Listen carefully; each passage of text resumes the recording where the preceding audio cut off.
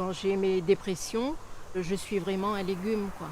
Je parle pas, je ris pas, je mange pas. Et tandis qu'après ces 6 mots-là, ben je retrouve, je me retrouve.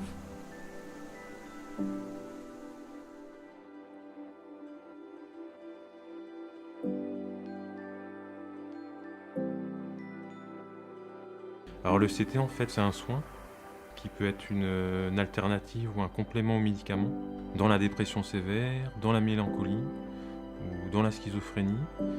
Et c'est une technique en fait qui utilise le courant électrique qu'on applique de manière légère, à une faible intensité, de part et d'autre du crâne, en fait grâce à des électrodes. Et cette application de courant électrique en fait déclenche artificiellement une crise d'épilepsie.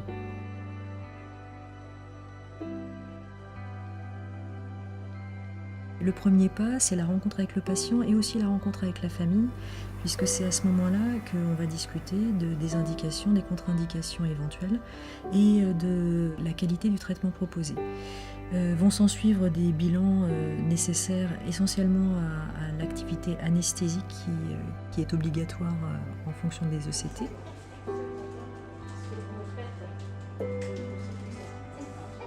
Le patient est vu par l'anesthésiste à chaque séance pour évaluer si il est capable de supporter le traitement, l'anesthésie le jour de la séance.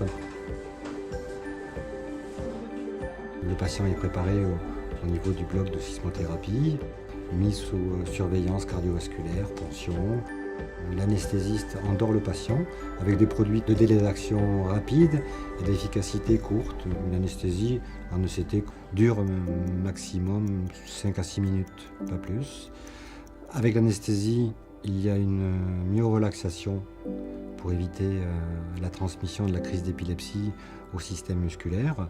Et pendant que le patient dort, on administre l'impulsion électrique au niveau du cerveau.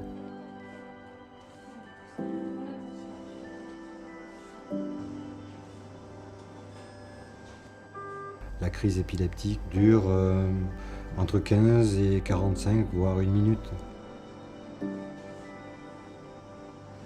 Durant la crise, on va enregistrer plusieurs paramètres: fréquence cardiaque, la tension artérielle, la saturation en oxygène du sang.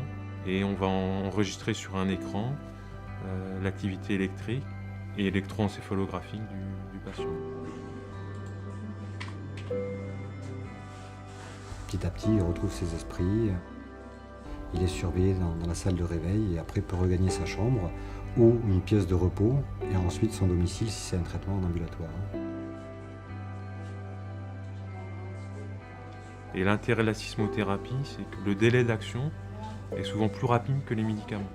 C'est la survenue de la crise qui permet, par le biais de toute une cascade de neuromédiateurs au niveau de la chimie cérébrale, de restimuler le patient. Voilà. C'est une sorte de stimulation par la crise d'épilepsie, permet de redonner un élan vital, de diminuer la souffrance morale, de redonner au patient un plaisir à faire des choses.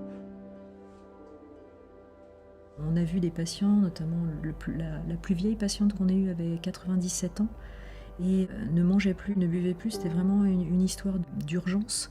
On a fait 3 séances, elle est revenue à elle, reprenant goût à la vie et on a presque l'impression que les gens ressuscitent. Pour les gens qui ont peur, qui ont des a priori, il faut y aller parce que vraiment vous verrez que ça donne après une pêche d'enfer et on retrouve la gaieté, la joie de vivre et pour l'entourage c'est bien aussi.